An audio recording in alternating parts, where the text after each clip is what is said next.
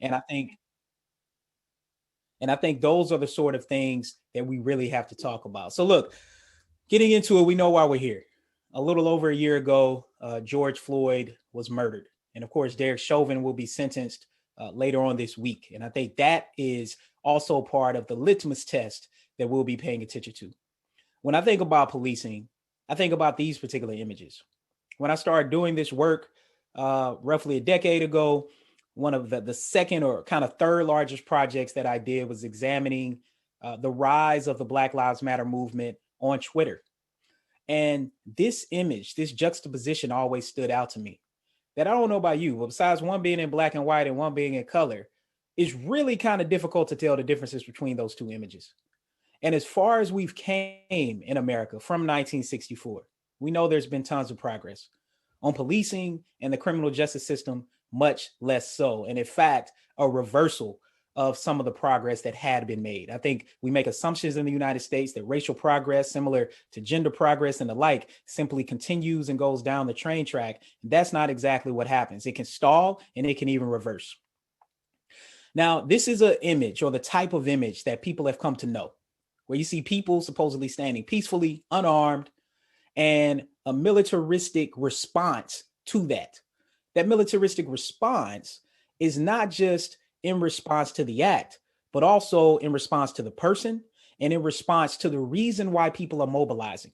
We see people mobilize and protest all the time. And the level of militaristic responses we typically don't see unless people are responding about something that is considered to be anti-Black on one hand or anti-police on the other. But this is the sort of image that law enforcement would like for us to think happens. Well, it does.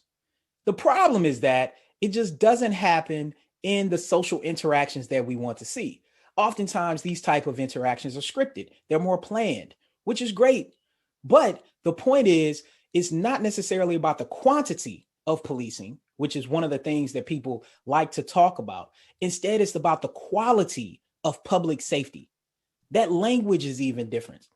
Oftentimes, when there are issues, when crime rises or when there is a pandemic, oftentimes law enforcement in the United States responds with an overt form of force and pressure.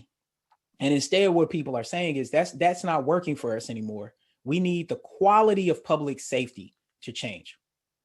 But I think we're in an important moment. We're in what policy scholars call a policy window.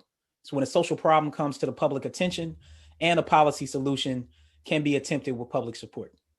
We know this from the end of slavery, from the end of convict leasing, to changes to the way the economy treated employees. I think we're in another moment with that now. Also, during civil rights, thinking about marriage equality, of course, continuing to think about policing, the Me Too movement, and guns. That this is a moment, we are in a social movement right now, a 21st century racial reckoning. And the question is, what's going to happen? I think about a policy window like a match. If you've ever lit a match, you know you have a certain amount of time before that match runs out. And then imagine trying to light a candle. You know, you have like a candle and you've burned the candle down all the way to the bottom and it's only like a little bit left in the candle. You're trying to light it with whatever you are. You get a little burned potentially as it goes down. That's the way that policy operates and the way policy windows are. And one thing I know from meeting and corresponding with Senator Cory Booker a lot is he says something that's really profound. He says that change doesn't come from Washington, change comes to Washington. And that is one of the ways that we have to think about this, that the millions of people who protested, not just in the United States, but around the world, said that we want to see a change in the relationship between law enforcement and the communities they serve, particularly Black and brown communities. Now, the research that I've collected on policing, as I noted, has went back several years, leading up to a book that I'm writing on policing. That actually I was supposed to write since being at Brookings the past couple of years. Then a pandemic happened and George Floyd happened. And then I wrote a series of articles that were essentially parts of the book. But it was important, I think, to get some of this research out. So not only do we have this large data set on Twitter, over 30 million tweets, at the Lab for Applied Social Science Research, where I'm the executive director at the University of Maryland, we've conducted ethnographic observations with police recruits when they've been going through the training academy. We've conducted implicit bias trainings with thousands of police officers. This is what I'm showing you today is just from our say some things that are from about 1,200 officers, but we have more. We've also conducted in-depth interviews with officers. This is ongoing. And then we have a virtual reality training program for law enforcement with these data are from 200 officers, but I was just corresponding emails with my team, and we have another batch of 30 officers. So we've worked with dozens of police departments around the country. I've been fortunate to testify at the federal, state, at the state levels on policing, helping to inform everything from the George Floyd Justice and Policing Act to the Maryland Police Accountability Act to even peace and officer standards and training for the state of California. So I have an extensive perspective on not just the research, but also what it looks like to translate that research to policy. And that's part of what I'll be talking about. So look, I'm going to attempt to do 7 things over the next under 40 minutes. The first few I'm going to go through rather quickly. I think people's knowledge base has scaled up quite a bit at this point as we're in this racial awakening, but I'll still go through it, but I'll go through it a little bit quickly about some things that you may or may not necessarily know about some of the origins of the Black Lives Matter movement and some of the outcomes. Let's talk about the evolution of Black Lives Matter. Most people talk about Michael Brown as that key point, as the starting point. It wasn't the starting point, but it was the catalyst. And instead, Black Lives Matter actually started with the killing of Trayvon Martin by George Zimmerman, where 3 Black queer women got on Facebook and said, Black lives don't matter. And then they said, well, Black lives do matter. And that essentially helped to start the Black Lives Matter movement, organizationally in particular, as we know today. One thing that you may not know about the Trayvon Martin killing that is a theme throughout my research and what I'm going to talk about with you today is that despite George Zimmerman being found not guilty, Trayvon Martin's family received a $1 million settlement from the Homeowners Association. If we were in the same room, I would ask you all to raise your hands, and I would bet that most people did not know this, like the other many people who I talked to about this particular point. And I think, Eric's like, no, he didn't know that. And think about this. I think regardless of what we feel about this incident, I don't know about you, but if I'm living in an HOA, I have a problem with my HOA money being used to pay for this vigilante who killed this child, right? We got to remember, Trayvon Martin was 17. We oftentimes, or research in particular, highlights the way that the media and other people in the public like to age Black people and Black kids in particular. He was a child. He was 17. So we have to keep this in perspective. But of course, he isn't the only one when we think about this evolution. There are other incidents that we could think about, people that you all know. But what I want you to pay attention to are the settlements. Walter Scott in the top right, running away from a police officer who was literally gunned down in South Carolina. Freddie Gray in Baltimore. Alton Sterling, Sandra Bland, of course, that people talk about, who was stopped on her way to a new job. Corinne Gaines, which is an incident that you all probably don't know, but let me tell you why you should. This is just how many incidents we're talking about. Corinne Gaines' settlement is, and I put 32 million because that was given to her son. There was another 6 million that was also allocated to her family for a total of 38 million. If we were in the same room, I would ask you once again, had you heard of Corinne Gaines? Most of you would probably say no. $38 million, much larger settlement than George Floyd. This is just highlighting what the media chooses to latch onto and what happens when we do and do not have video evidence. What happened with Corinne Gaines is she had been saying in Baltimore County that she was being stalked by the police. She was being profiled by the police, and she had been posting videos on Facebook saying, I got pulled over again. They come to her house to serve a warrant. She says, I'm not coming out. She's in the house with, I think, her boyfriend and their 2 children. Hours go by, but not as many hours as people thought, considering nothing had happened at that point. After a few hours, police bust in, shoot and kill her. She's holding her 4-year-old son. They also supposedly accidentally shoot him. Now, I want you all to think about this. As detrimental as this story is, you got to ask yourself why we haven't heard of this one. And what bothered me the most about this particular incident was I was reading in the Baltimore Sun, which is, the main paper in the state of Maryland, in Baltimore and Annapolis. And it said, it wrote the article, and then it said, son expected to make a full recovery. And I thought to myself, wow, what world do we live in where a 4-year-old is being held by his mother, sees his mother shot and killed by the police, and he's shot, and we expect for him to make a full recovery? I mean, even if his physical wounds heal, the mental and emotional wounds never will. And this is the impetus behind the 32 million. Now, why is this important? This is important because a judge originally made that decision. The county then responded on behalf of the police department and said, we should not have to pay this. Another judge did not say that it was that it was a justifiable killing. Like, instead, what the judge said was that the county, the municipality, does not have enough money to pay the settlement. Now, let's think about that, because there are other incidents that we could highlight. Some, again, that you probably know. Amadou Diallo is one of the more notable ones that started this pattern, where he was simply standing in his apartment in New York and literally got shot up dozens of times by police as he was like pulling keys out of his pocket for his own apartment complex. $3 million settlement. Eric Garner, of course, I Can't Breathe, $6 million. Jonathan Farrell, who was simply had his vehicle stopped. He went to someone's home for help. Police show up and shoot and kill him. Oscar Grant, $3 million in Oakland.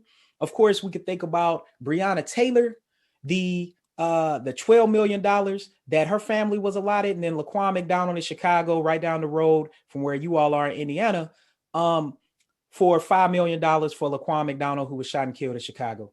Of course, Tamir Rice, the 12-year-old who was killed in under 2 seconds playing with a toy gun with his sister in a park. See, that's something else that people don't really tell you. If you just heard about the Tamir Rice incident, you heard, oh, a kid who might have looked like he was an adult playing with something that looked like a real gun. No, this was a 12-year-old looking like a 12-year-old if people don't make Black kids older. The other thing was he was with his sister in a park playing with the toy gun.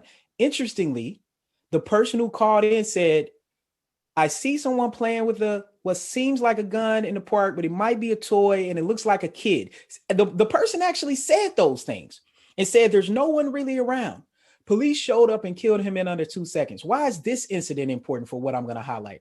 Well, the person who shot and killed him was an officer named Timothy Loman. Timothy Loman at that time was on his second police department. He had already been let go, quote unquote, from a previous department because he was deemed mentally unfit. I mean, shoot, if you're deemed mentally unfit to be a police officer, I mean, that suggests you shouldn't be anywhere near any sort of weapon, nevertheless, able to stay on the police force. Timothy Loman's partner, who was with him much prior to Tamir Rice being killed, was responding to a call of a woman who said that a car was blocking her driveway. She could not get into her home. Police showed up. There was an altercation. Person was body slammed, brutalized, had to be taken to the hospital. It was a $250,000 settlement.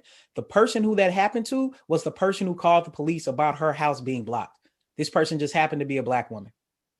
The point of mentioning all of this is what?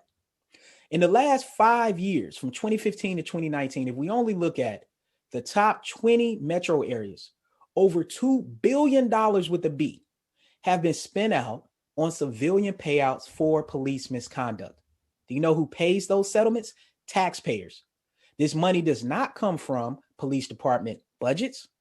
The money comes from general funds, money that could be used for education infrastructure, for work development, for mental health services. And so when we think about this funding, we have this system set up. Chicago is probably one of the most egregious examples, where they've spent out millions and millions of dollars. And when Rahm Emanuel was mayor, he said, wow, we pay so much out in misconduct settlements, we should put it in the budget. So he put money in the actual Chicago city budget for police misconduct settlements. And you know what? Chicago PD exceeded that amount. The city did not have money. So what they did was took out what are called police brutality bonds. Bonds that people could purchase on the open market to charge residents of the city of Chicago extremely high fees and services to cover these misconduct settlements. Police officers and police departments are completely absolved from this. This is one of the highest forms of a lack of accountability that we could talk about. It's one of the reasons why people talk about qualified immunity. Now, as I'll preview, I think there is a solution to addressing qualified immunity. I think it deals with insurance. I'll say something about that at the end, but this is important to set the context for what's going on here. Let's go back to Timothy Loman for a second and his partner. Timothy Loman, that killing even though it was considered, even though there was a $6 million settlement, it was actually considered justified that the officers perceived a threat. Timothy Loman was ultimately fired. You know what he did? He goes and gets a job at another police department. Until people were like, do you all know who you just hired? Of course they know who they just hired. But of course it led to a media storm. He left. He then went to another police department. This is because the way that these things are set up. Now I want you all to think about this. By this point, Timothy Loman has now spread his bad apple to 4 different police departments. Because as police chiefs know, it's extremely difficult to get rid of bad apples. Let's go up to Minneapolis, like Derek Chauvin, who killed George Floyd. This wasn't the first time he's done this. Look, 9 times out of 10, if an officer does something egregious and they're caught on video, it's not the first time they've done it. They did it either when they were on video before nothing happened, or when they weren't on video and nothing changed in their world. And so part of thinking about Derek Chauvin, he had nearly 20 misconduct complaints, including doing the exact same thing to a black male teenager years before, where that boy lost consciousness. He's actually knelt on George Floyd on that boy longer than he did on George Floyd. Had Derek Chauvin been reprimanded properly then, he wouldn't have even been in position to kill George Floyd and murder him in the way that he did. What is key there? The current chief of Minneapolis, you see him on TV, talks a good game, but he was actually over internal affairs when many of these complaints came against Derek Chauvin, and he could not get him removed. That is because the stickiness of bad apples is something that is extremely difficult to get rid of. But when we talk about police violence, it also has spillover. Some of the work I've done with Ali Sewell and Keon Gilbert and Hetty Lee and others has shown that, and this is currently out, I guess I should update that forthcoming word, but we published an article in Brookings, and it was from an article that was published in Ethnic and Racial Studies, one of the top international journals on race. And what we found was that people who live in neighborhoods that are over-policed, their health suffers. Men's mental health suffers. They're more likely to be depressed, more likely to be anxious. Women's physical health suffers. They're more likely to have high blood pressure, more likely to be diagnosed with diabetes and obesity. And this is because illness spillovers leads to a level of stress that gets beneath the skin. So look, let's racialize the criminal justice system. Things that you all already know pretty easily now. First, Blacks followed by Latinos are much more likely to be stopped by police. It doesn't matter if you're in Minnesota, doesn't matter if you're in California, and even in a place like Berkeley, where they've aimed to adjust for the percent of people who are stopped. You see whites are much more likely to be stopped because in Berkeley, that's actually on par with the percentage of people in the population. But when we look at people who are searched, that's where we start to see the big racial gap. And you see that orange spike there. We can go across the bridge to Oakland, where a lot of this research started for me. Not only are Blacks more likely to be stopped or questioned, as you see at the top, followed by Latinos, they are also much more likely to be searched. Now, a lot of people say, well, that's because they're probably just more likely to be engaging in crime. Research actually shows it's not the case. This was a large study from New York City of about 700,000 police stops. What it actually found was, of these 700,000 police stops, only 2% led to the discovery of contraband or meaning drugs, a weapon, someone have a previous criminal record. 2%. I don't know any policy we support that's only 2% successful, unless the point of the policy is not to do what it seems like it's intended to do. And maybe instead it's intended to actually control a group of people, because we can look at the percentage and the percentage of stops and frisk, 56%, and then the number of times that force was used, way much more for Blacks and Latinos than for whites, based on who was doing something. So we see that doesn't hold water. We also know that justifiable homicides have increased over the past couple of decades. See, if you grew up in the 80s, particularly in the 90s, if you were coming of age then, policing was different. Yes, it was a lot of frisking and stopping, but people were being arrested primarily for low-level drug crimes. This is the reason why pretty much 1 out of 3 Black men who are incarcerated are incarcerated for nonviolent drug crimes, when we know that there are huge disparities based on race and who gets sentenced for what. The key point for you all to look at is this rise since 2000. So when young people today talk about that they're experiencing something uniquely different with law enforcement, they are. actually. Like, it's different. Like, sometimes we need to stop saying, oh, I've been there, I know what you're going through. No, it's actually different. And the key point here, I want you all to look at the term in the title, justifiable. There are actually over 1,000 police killings every year. So you got to ask yourself, hold on, why are only around 500 justified? Well, that means the other half are unjustified. And it doesn't change much about the process. The FBI, the Department of Justice says, yeah, that was an unjustified killing. And it doesn't change much. When I say it doesn't change much, it doesn't change much about what happens to the officer. It also doesn't change much about whether or not someone is criminally charged for that particular incident. Again, a lack of accountability. Every 8 hours in the United States, a person is killed by police. And we know that besides some of this recent increase, which I think is mostly related to COVID and crime, and we could talk about that because certain crimes increased and other crimes didn't. But nonetheless, violent crime in the United States, if we look over the past 30 years, is still almost at like an all-time low. So not saying we shouldn't pay attention to it, because if you like me and you watch the news, you're like, oh my gosh, it's such a horrible world out there. Look, the news has a tendency to play up the worst things that have happened. So these are the kind of things we need to think about. Here's the key point for policing. Now, in theory, if the places where we saw the most police killings were the places where we had the most violent crime, that would actually make sense. That becomes what we might expect. It doesn't mean people should want police to kill people, but at least statistically it's in line with that. That's not what's happening at all. This is a graph showing police killing rates and violent crime rates. What you see is that the X's, the blue X's, is the violent crime rate in cities. The orange squares is the police killing rate. These two measures are pretty much not related to one another at all when we look across the major US cities. So in that regard, that's debunked. Let's talk about social class. People say, oh, well, maybe it's not exactly about race. Maybe it's the fact that more Black people are poor and poorer people are more likely to commit crime. No, that's not really happening either. This was an analysis done by Nancy Krieger at Harvard. What it shows is that the red lines are for people who are more affluent, people who are middle class. The teal lines are for people who are less affluent. Now, let me tell you what you're looking at. These two lines are Blacks. The likelihood of being killed by police for young males. These two lines are for whites. What this shows is that race explains the story, not social class. And this spike that you're seeing in the late 1960s, these were our civil rights leaders. These were Black people who were attending college, who were trying to protest the civil rights movement, who were being killed off. Very similarly to the way that people are starting to create a pattern in cities like St. Louis, where we see activists being killed in random acts, like being burned in a car or supposedly committing suicide. I mean, things that are reminiscent of the 1950s and 1960s. So look, where does this come from? Well, one of the ways I started thinking about this was around implicit bias. So we started doing these implicit bias trainings with law enforcement.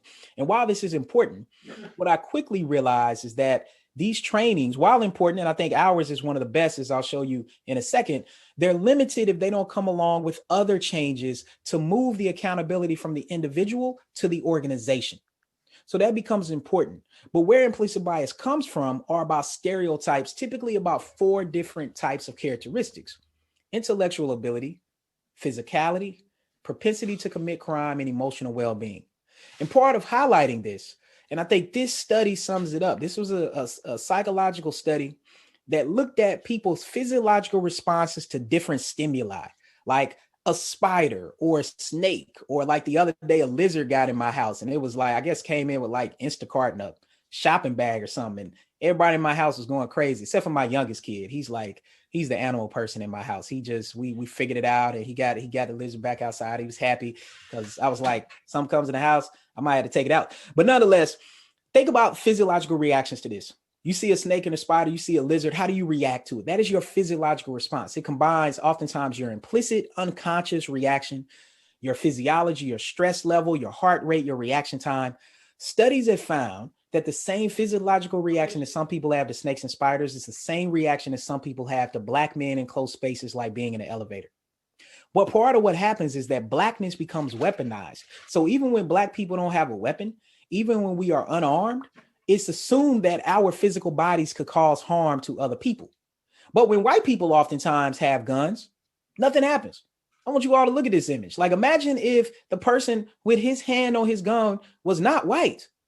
Like, these are some of the differences that we think about. And it comes down to this graph here, which is continued to this day. I just oftentimes like to show the original studies. I think that's the academic purist in me from 2012 from FBI, showing something extremely troubling.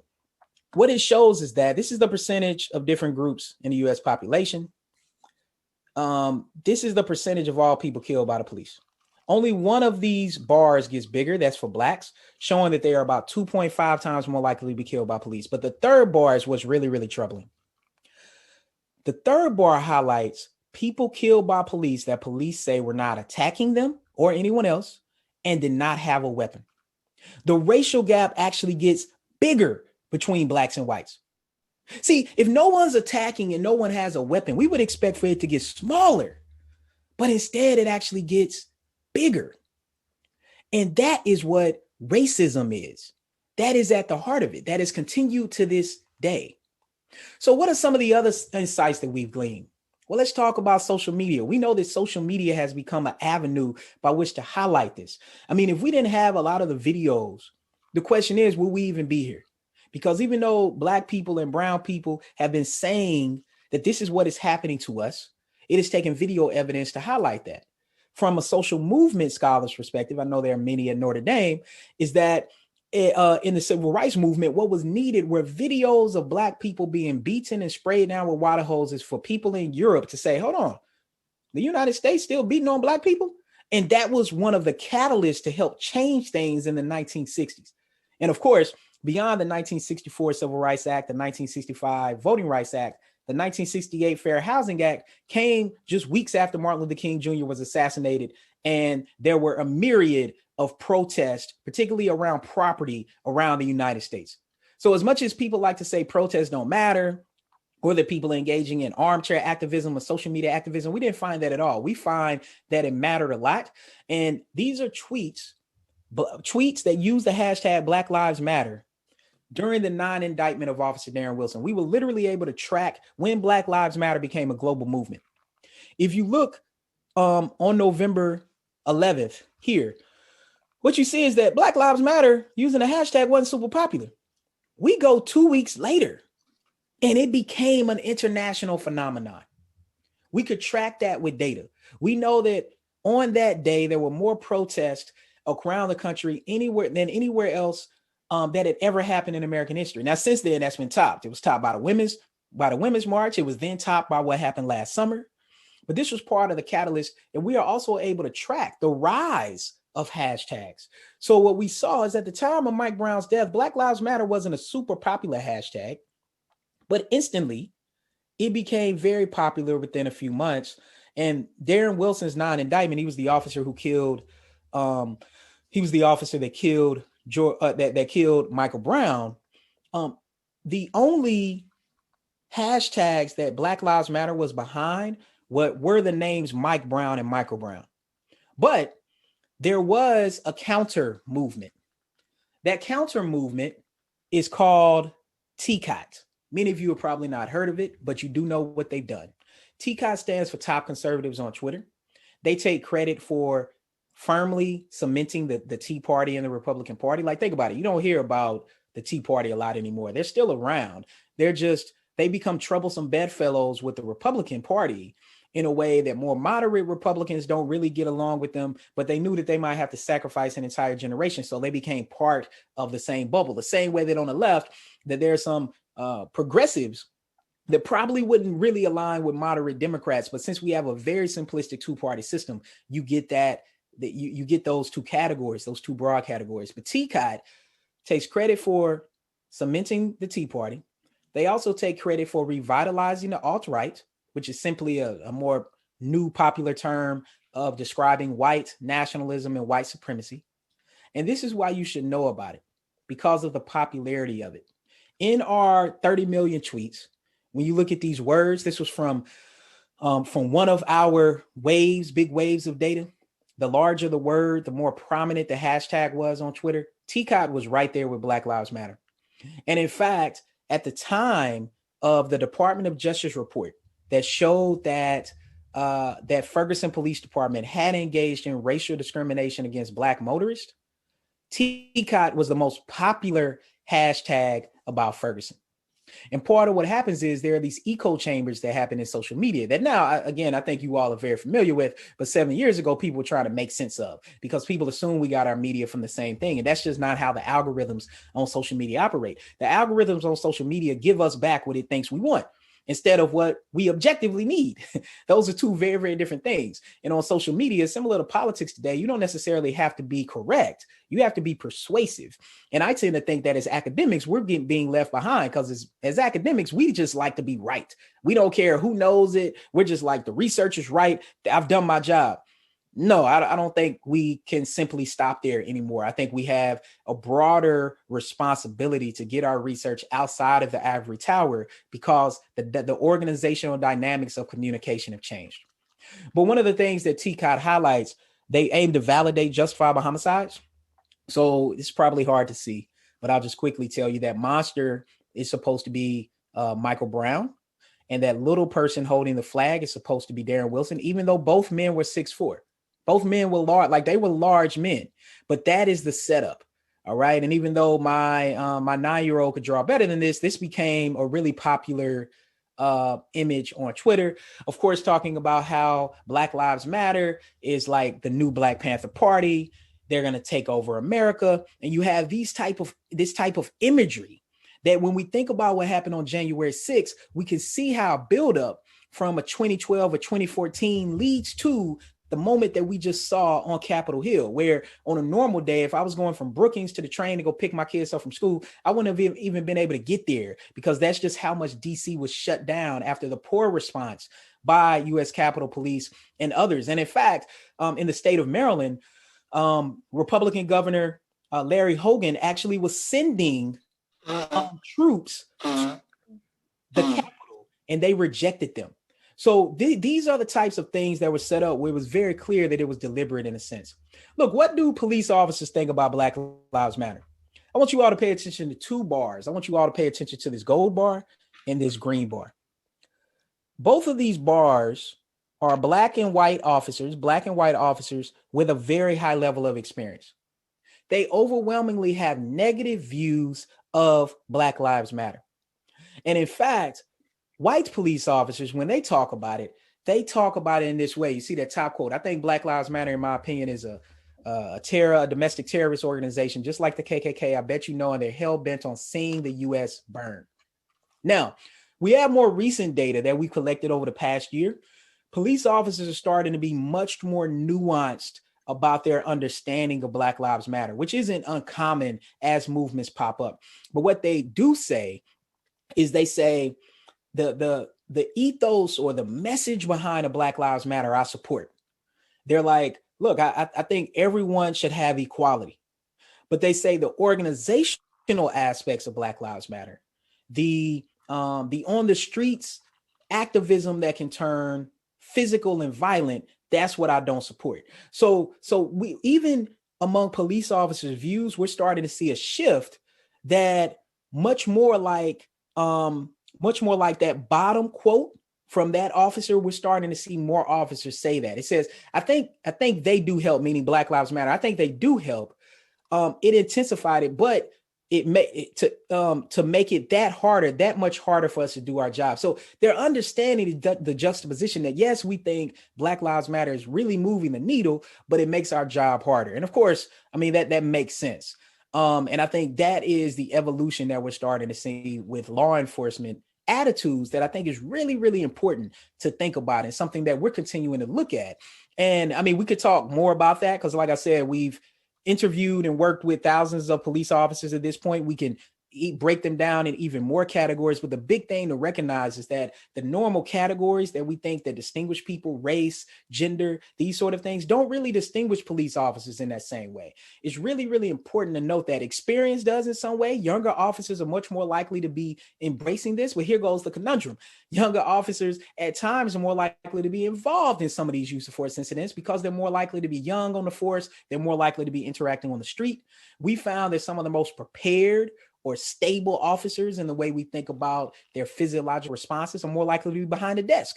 And that's because they've been promoted, they've moved up. And similar to the academy, we make assumptions that if you're good at being a field training officer, then you're going to be good administratively. And that's not the case. The same way in the academy, we assume that if professors are good at research, they're going to be good administrators. And you all know, like I know, that's not the case either. But these are some of the embedded assumptions that we have to change to think through.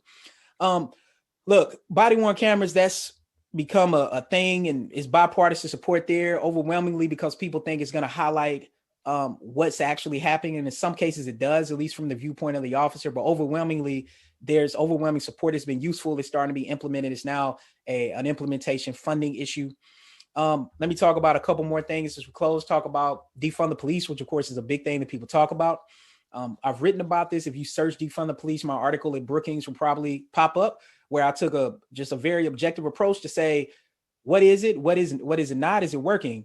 Defund the police is really about reallocating funding that stems a lot from not only the growth in police funding over time, but also the lack of accountability for these civil payouts that I laid out earlier. And that is a part that people oftentimes miss. But nationally, this is what we know. 9 out of 10 calls for service are nonviolent calls. Doesn't mean they don't turn violent, but overwhelmingly they're nonviolent. And then the clearance rate is simply abhorrent. 40% of murders, nearly 70% of rapes and robberies, and 50% of aggravated assaults go unsolved every single year. And instead, funding could be used to invest in education and work infrastructure, even for law enforcement. So part of what I think is happening is that police officers have so many responsibilities on them, so many things they're asked to do. There are some places around the country that ask police officers to look for potholes. Now, look, I live in the DC area. Somebody needs to be looking for potholes, like vehicles fall in those potholes. But police officers don't really need to be doing that. Instead, I think if they had more time to focus on more violent crimes, I think we would see the solvability rate go up. We have a lot of good examples about that. Arlington, Texas, St. Paul, Minnesota, which is right down the road from Minneapolis. Part of what happens in law enforcement, similar to, I think, just what happens in the media nowadays, there's so much focus on deficits. And even the academy is victim to this. We focus so much on deficit outcomes, meaning the negative, that we don't focus on the positive. There are examples around the country like Newark and Camden that have completely transformed their departments in a positive way. Rarely even shot their gun over the past, say, 18 months. In St. Paul, they have nearly zero police misconduct settlements. Instead of looking at all the places that are so bad, let's look at the departments that don't have problems. Those should be the ones that become models for the rest of the country, similar to what's happening in Denver around their mental health response unit. So when it comes to things like response times, we know this is getting at the quality of policing. What happens is that in Black and Latino neighborhoods, people wait much longer for police to respond to them. So when people are like, oh, they don't want to talk, or the Stop Snitching campaign, that's part of it, but it's not all of it. It's the fact that if something happens, you don't even know if they're going to show up in time to actually save someone's life or help you. And these are simple facts, no matter if you're in Chicago or whether or not you're in Atlanta. We also know that police spending at the federal level has just ballooned over the past several decades. And this is what people are responding to when they talk about defund the police and reallocating funding, which is different from abolishing the police, which means that either you don't want police to be around. And I really think we're starting to coalesce around language around this. Defund the police, reallocating. Abolishing the police, meaning you typically don't want police around, or you want to see departments rebuilt, like we've seen in Camden and Newark to a certain extent, like rebuilt from the ground up. And we know that depending on the cities you're talking about, the percent of funding from the general funds is quite different depending on what you're looking at. Minneapolis, 36%, Chicago, 39%, Oakland, 41%. These are departments plagued with problems. Whereas other departments that are in the 20s and 30s, we're starting to see much differences. So when I think about reallocating, you take a market-driven, evidence-based approach to the setting. I've worked with tons of police departments around the country, including at universities, to think through this. It doesn't mean going from, like in Oakland, 41% to 15%. That just wouldn't make any sense. But instead, it could mean going from 41% and incrementally decreasing it to get down to a 33%. And even then, they would still be one of the highest in the country.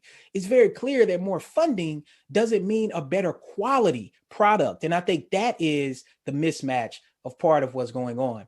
Now, let me talk about some of the work we've done as I get ready to close. We developed this virtual reality training program for law enforcement. We put them through a survey that includes an implicit association test. Some of the findings we've had include that officers overwhelmingly show bias against Black people. And interestingly, it doesn't vary that much by race. That's very, very important for people to know. I think there's this framework where, and I also want to say, I think one of the reasons why some of the cases that I showed you early that you all didn't know about is because it didn't fit the narrative of a white male officer doing something to a Black boy or a Black man. The narrative became quite different about what was going on, about who did it. Like in Prince George's County, William Green was killed, handcuffed in the backseat of a police car. It's a $20 million settlement. This was last year, a week after Breonna Taylor's settlement. You all probably haven't even heard about it. Reason being because the officer who did it was Black and it didn't fit the narrative. I talk to reporters all the time and I'm like, what about this incident? What about this incident? They don't want to talk about it as much. And I think that's a problem for the public. So what we did was we developed, at this point, it's well over 90, but essentially well over 100 virtual reality scenarios that focus on suspicious persons, pullovers, mental health responses, dealing with social interactions. We put officers through these scenarios. We can also measure a host of things. We can also measure their heart rate, their stress through speech. We can track their eyes, their body movement, their reaction time. So we put the goggles on people like what you just saw there. And part of putting the goggles on people is that then they are immersed into a virtual world. You see that little like teal blue circle on the screen that lets us know what they're looking at. We can give officers back all this information when they touch their weapon, when they pull it, a host of things that you can't do with the simple duck, cut, shoot, don't shoot thing that goes on right now. But overall, we can look at a host of outcomes. And one thing that I'll say is that things that aren't typically noticed, we notice. Like sleep matters. Not eating healthy matters. Because what happens is that when you're stressed, when you haven't eaten, when you're not rested, it allows your implicit bias and your stereotypes to go on steroids. So there are things that we have found that become really important for helping police officers. For example, mandatory mental health counseling, I think at least quarterly, 4 times a year. We have a data set showing that 80% of officers suffer from chronic stress, depression, and anxiety. 1 out of 6 are suicidal. 90% of them never seek help. Hurt people. Part of what we have to do is treat police officers like they're human beings. And part of that means putting them in situations to be successful for the interactions they have. I think mandatory housing subsidy for officers. If we're talking about cities, less for universities, but for cities, police officers should live in or around the areas where they work. We know that white officers are much less likely to live in those communities. When we start talking about community policing, it's about experiencing the community, not simply policing the community. We also need what I call a GAP program, good apple protections. I've seen so many officers try to quote unquote blow the whistle and report bad behavior, and they end up being the ones stigmatized. This is when I was talking about good officers being pushed out and pushed down. I see good officers that end up getting demoted, end up getting shipped to the farthest district from their home, being put on a night shift because they chose to say that this officer did something that he or she should not have done. So we need good apple protections, particularly at the state level. We need a state level oversight for officers to report independently about bad behavior. So we need to have these whole duty to report policies are not going to work unless we protect officers from repercussion. In Prince George's County, again, as another example, over 100 Black, Latino, and women officers have signed on to a Department of Justice complaint because of internal discrimination. And then finally, what I'll say is, look, we have to restructure these civilian payouts for police misconduct. I think the way to do it and dealing with qualified immunities through police department insurance policies and police officer malpractice insurance. The state of Colorado and Denver have moved in this direction. I think that is the best way to move. It doesn't help anybody for officers to simply get hit with these civil settlements. There's no way that you could have a multi-million-dollar settlement and they pay it. the family would never be able to get their money. That doesn't help the victim's family. That doesn't help the police officer, whether or not it was considered justifiable or not. So there are a series of changes that have to be made. But what I've realized is we put the onus on police officers if they can change it. They don't mandate the policy, they implement it. Focus on the people who mandate the policy. Those are the policymakers, and we get to the changes that we're talking about. So I'll stop there. I think we have about 22 minutes for Q&A.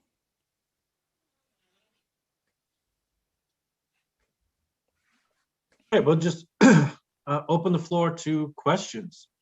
That was a lot of information, a lot of new information for me.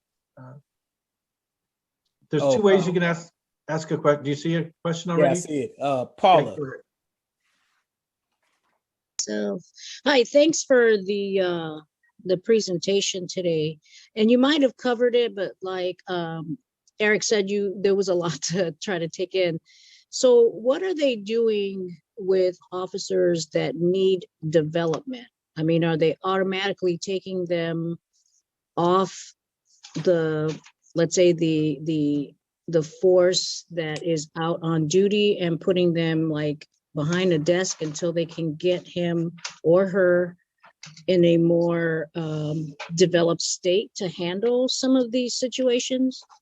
No, that's a great question. There's not a lot with development at all. Most of the time they go through the police academy, and it's kind of a catch-all. And the problem there is that officers know when they come through the police academy, training officers and the officers in that cadet class, they know who the weak ones among them are. And there's not much that can be done to address that with the current setup. However, there is starting to be a push for a development process. And I think this is important because part of what's been happening over the past decade, even though, like, for example, Black Lives Matter, the Defund the Police movement is getting blamed for a lack of people want to be police officers, there's been a dearth of people signing up to be police officers for the past decade. This isn't a recent thing. So part of thinking through that is what I've seen. And when I talk to training officers, majors that are over the police academy, police chiefs, they talk about how, this person, they just tried to be a police officer for the third time and they actually got through. Everybody knows they're a problem. That's what happened. I'll give you an example. When I was talking about William Green in Prince George's County, the officer who killed him, and now that officer is charged with murder, that is the third person he shot. And most officers I've talked to on that department say he should not have been on the streets. He went through our training program and he was off the charts, so off the charts that one of the research assistants came out the room wide-eyed at me like, oh my gosh, what do we do with this person? And we told the police department, and it is one of those situations where you see it bubbling up. And so we need a development model. What I've heard from officers who work in background, who I think have really good ideas, they want to take programs like our virtual reality program and make it part of the initial, not only background check, but the initial things that cadets go through. And people who score low on these types of evaluations get put into a development program for further development to keep them off the streets a little bit longer, to give them a little bit more mentorship. But let me complicate it even more. The other complication, you remember when I was saying earlier that the really good officers get promoted, and that could mean really good officers like they've used force because that department values that, or they're really, really good at their job. They're great communicators. People know that they're going to be leaders. And part of what happens there is that means some of the officers that are left being patrol officers. If you have an officer that's a patrol officer and they've been on the force for 15 years, that either kind of means two things. Either one, they love that community and that's just where they are and it's their home, or they haven't had the ability to move up. Those are the officers that are problems because they teach the younger ones, like Derek Chauvin. He was training those other two officers who had been on the force for 2 weeks. So I think programs can be used for background, for development. And I think that has to happen to move forward. But there is such a lack of police officers right now, based on what officers are asked to do. If you ask any police chief, they say, I need more bodies. And you can't have both of those situations. Eric? Yes, I have several questions that have come in through the chat. One, do you think that de-escalation tactics should be a part of police officer training? And can you talk more about how the mental health crisis impacts police work? Great question. So yes, de-escalation needs to be there more. What we know nationally is that police officers receive about 50 hours of firearm training when they come through as cadets. and they receive less than 10 hours of de-escalation training. I've done some of the de-escalation trainings on the social interaction side, and it's unfortunate how little they get there. There's this embedded assumption in the culture of policing that, oh, either you're good at talking to people or you're not, instead of people being able to train to be good at communicating. And this is the reason why we developed our program, was to fill that particular space.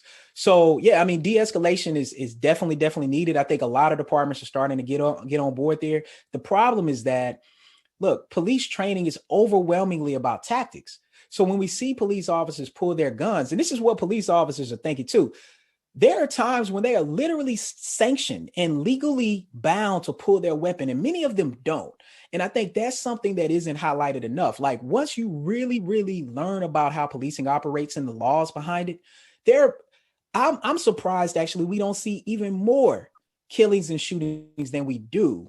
And a lot of police officers respond like that. Like, look at all of the interactions we have and how we're talking about a very small group.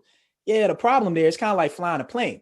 Like, you wouldn't get on a plane if every, 1 out of 100 times or every 5 out of 100 times it might crash, and you simply say, oh, I didn't have a good pilot today. Like, nobody does that. We shouldn't do that with law enforcement either. So, there are changes that have to be made there. Okay. Bill Carbonaro. Oh, sorry, Eric, the mental health part. Let me quickly say that. Go ahead. Yeah. So repeat to that. 80% of officers suffer from chronic stress. They are overworked. They are oftentimes underpaid.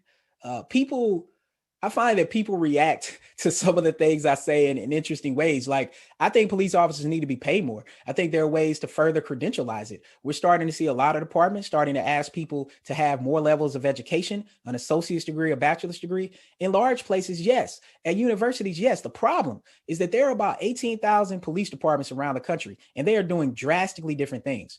So in line with the George Floyd Justice and Policing Act, we need federal standards of certification. And I think that certification should be tied also to the ability to get individual malpractice insurance. An officer like Derek Chauvin would have never been able to get it. But of course, hurt people. And mandatory mental health counseling is really important. We need to normalize it. Right now, it's stigmatized. It's perceived that if you've been going to a psychologist or a psychiatrist a lot, that there's something wrong with you, that you cannot cut it in the field, that if I'm on SWAT, I do not want that person on my team.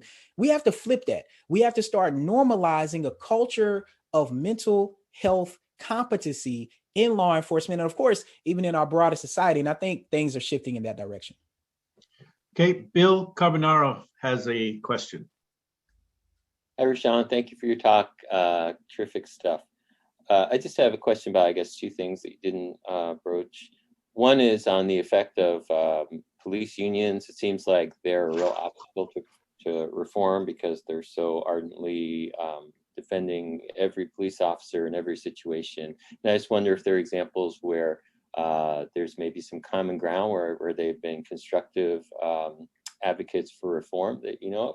And then secondly is the use of consent decrees. It seems like that was a technique under the Clinton and Obama administration where there were some successes, but it seems like mostly short-term successes when they were under the decree, but then when they came out, things kind of backslid. So I just wonder about your impressions about those two topics. Yeah, Bill, you hit the nail on the head on both of those. Look, on the first front, the Fraternal Order of Police, you ask, is there some neutral ground there? I don't think so. Like, the Fraternal Order of Police Union is a difficult entity to interact with, and I've interacted with them a lot. Again, their job as a union is to protect the people who's paying them to be a union, and they do that very, very well. I think a lot of experts feel that they've extended their overreach. And I think the best way to deal with the FOP is to deal with it when a negotiation is up. So part of what happens is that people like to try to negotiate with the FOP when there's already a contract in line. It's hard to do that then. But when there's a contract that's about to expire, that's when you can make the changes you want to make for your community. I've worked with a lot of municipalities that have done that. And that is when the FOP is open because it's a give and take. On the part about consent decrees, yes, most definitely. I think consent decrees is one of the primary ways by which change is made. Of course, most people know consent decrees are federal level investigations that lead to a pattern and practice of inequality in some way, where the federal government makes a contract with the municipality to make changes that they will oversee. I think that is one of the biggest ways that we see change. And this is, I think, one of the reasons why we're in the state we're in now. Consent decrees really started to become popular about 20 years ago under President Bush, baby Bush, not Bush Senior, but the younger Bush. And he had a lot of consent decrees. It was something that he was like, I don't know what this department is doing. We got to do something about it. Obama did the same thing. It was essentially a bipartisan issue because it was coming out of the Department of Justice. Trump gets in office and it becomes overly politicized in using that, right? So what happened is under Trump, there was 0 consent decrees. There was only 1 investigation. There was 0 consent decrees. So I know in the Department of Justice, and I know Kristen Clark recently got confirmed, she's going to head up the Civil Rights Division. They handle this, is that there is a huge backup of investigations, not only about misconduct of officers in the field, but even internal issues with the police departments. And I think that is the biggest issue because, again, hurt people. And I see a lot of departments where there are internal racial issues or issues around sexism. And those departments also tend to have problems when it comes to interacting with the public. We shouldn't be surprised there. So yes, I fully expect, we've already have, 2 open investigations now. I think there are going to be a lot more over the next couple of years. And I think that'll be a way we see change. Okay, another question. Why do so many bad apples make it into the police forces? Great question. Okay, so here we go. Love this question. One of the assumptions is that they're just bad when they come in. That's not the case at all. Some of them are. Some of them get through. Like, they're definitely I think a very small percentage of people, much smaller than people think, who they really want to get a gun and like wrestle with people and beat up people. But it's not that many. What we have to realize is less about the individual and more about the organizational structure.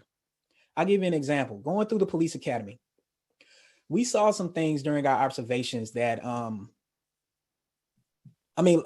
still disturb me to this day, like even thinking about it. I'll be quick about a few examples and it'll highlight how most people who come in to be police officers, like the people in my family, my great uncle was the first Black chief of police in my hometown in Murfreesboro, Tennessee. And then from that lineage, I have an uncle and a cousin that's police officers. And like my granddad served in 2 wars, Purple Heart, Bronze Star. My mom got admitted to West Point. Like, that's my legacy. I think the valuation of law enforcement and military is something that's in me, but that's not how I got to this research, which academics will love. Like, it's not like I said, I'm gonna study police because I got all these people in my family. I just happened to get there. But to your question, when we were, watching them in training, there was one incident where it was a class on body worn cameras, and the officer was telling the guy to put down a gun. He didn't. The officer shot the guy. He ran over to him. You're seeing the body worn camera move, and the officer didn't clear the guy's weapon. And the guy he was like, "Man, I'm going to save you." And the guy pulled up the gun and shot the police officer. Thank goodness the officer had on a bulletproof vest. He didn't die. He recovered. But then the training officer turned off the video, turned on the lights and said, "That's always why you shoot center mass, and that's why you shoot to kill." This was a body worn camera class. Like, we were like, hold on, what just happened? Then we were in another training session where it was a shoot, don't shoot scenario, which is what officers do a lot. That is primarily one of the ways they deal with their tactics is shoot, don't shoot. So you think somebody has a weapon, you figure it out. He's telling this guy to put down the weapon. The guy doesn't. The officer says something wrong. The training officers proceed with the video. The training person going through the video gets shot in the simulation. There were officers sitting in the dark with pellet guns that hurt with red ink and shot up the recruit. They then made him walk around for a week with his uniform with red dots on it for people to for him to let other people know that he had been shot. That scars people. Like, so when you get in the field and you think somebody has a weapon and you've been shot in a simulation, how do you respond to that? And I could go on and on about other examples like that. So that's one way. The other way that happens, it goes back to what I was saying earlier about when you have officers who have not been promoted, who have not moved up in some way, you have to start paying attention to that and at least just figure out a qualitative reason why. Because oftentimes what happens, and all the officers who are on there know this because their first field training officer told them this. They said, "I know you just went to the academy. Now I'm about to show you what real policing is." That is, look, they already smiling. That is the fundamental problem right there. Because when that happens, now they say, okay, I'm going to show you what this looks like. And imagine getting with Derek Chauvin. I mean, it's like being with Denzel Washington on Training Day, like that, like the movie. Like, I mean, it sounds so extreme, but it's not extreme if you get with that person. Now, if you get with an amazing person, it's great. But people know in law enforcement, similar to the academy, who your mentors are matter. And you need them to like you in order for you to be embedded in that culture. And the other thing I don't think people realize is there is also a lot of internal accountability in law enforcement. You wreck your car, you cuss at somebody, they get in trouble for that. They get put on desk duty. Nobody wants that. They get fined $1,000, which might come out, $5 in their check over the course of the year. The problem is that when that's disproportionately applied by race or by gender, so bad apples come to be. And what happens is good apples get stained and poisoned. And either they are pushed down or they are pushed out. And that's why we have to change the organizational structure. I know tons of police officers who are great people, but they can be in a situation based on how they've been trained, based on what they've seen, based on their experience, to make a decision that changes their life and changes other people's lives forever. Okay, I've got a couple more questions. One of them is, can you speak to the benefits and challenges of recruiting officers who live in Black and brown communities and police who can build relationships in a local community by walking the beat? And then next question is speaking to civilian oversight commissions and the power dynamics of civilian oversight versus police oversight, a police review board. Okay, so community oversight board, walking the beat, okay, and recruitment. Yeah. Okay. Yes. I'll take them in slightly different orders to try to quickly go through these, as we got a couple other things. Great questions. Walking the beat.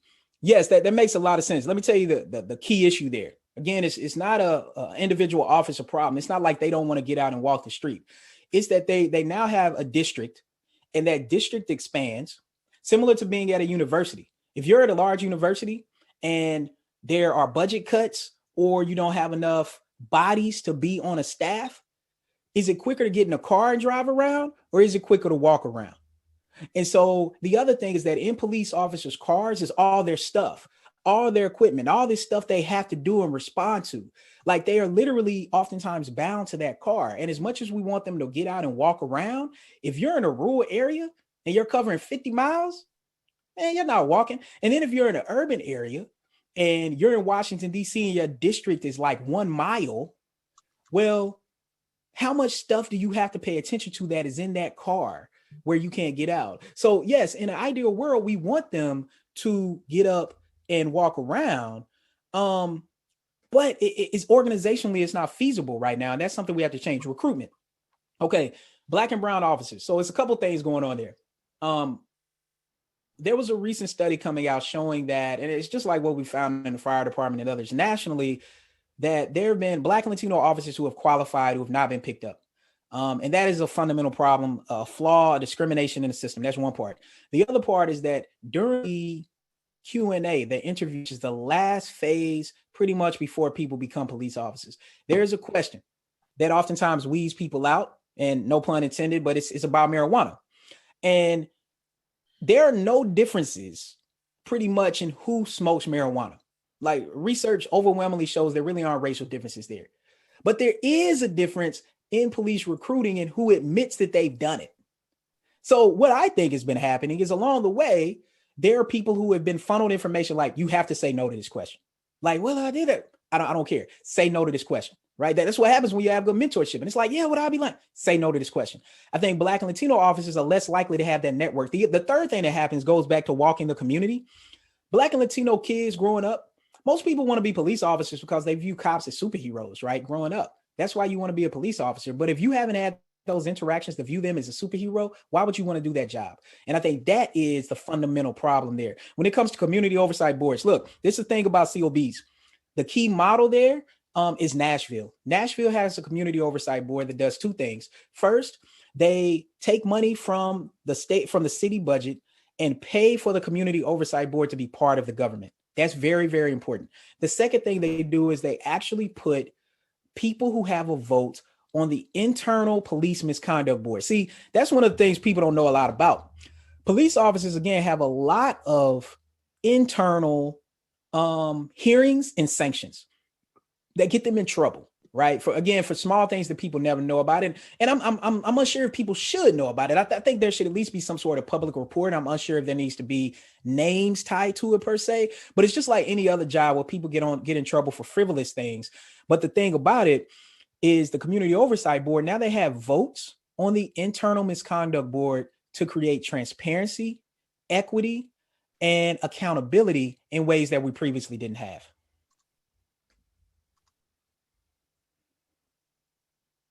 Right. Looks like I don't have any more questions in the chat. Let's see. We're just getting a lot of thank yous, how insightful this was, how much they appreciate you taking the time to be here. That's been over and over and over again. Just the breadth of information, coverage of a complex array of issues. Yeah, absolutely amazing response. With that, I would just like to thank you so much, Dr. Ray, for your time in an amazing discussion. Thank you for addressing so many questions. I really want to thank the Notre Dame community. You really have responded so well, even before the murder of George Floyd, but since then, attending every program that we have just in huge numbers, asking me to do more of this type of work. We've had diversity committees and councils forming up all across in different colleges and different departments. I have a lot of allies, and we're starting to work together to sort of leverage all of this different actions that are going on. And so I'm really excited about the work that we're doing at Notre Dame. Let's have another round of applause virtual for Dr. Rashawn Ray. Thank you all so much for your time. It was great. You bet. Someone asked if you can make the PowerPoint available. We will make this, this was recorded and it will be made available for Notre Dame. Yeah, I don't know about your PowerPoint, Dr. Ray. Oh yeah, what I can do is I can send a few articles, Eric. I'll send those to you that really became the presentation. I think people might appreciate those a little bit. All right, and don't forget to join us again next Wednesday at noon for Doug Botter, our LGBTQ plus speaker for Pride Month. Again, thank you so much. Everybody have a great day and a great rest of the week. Thank you. Bye. Thanks, Eric. Thank you.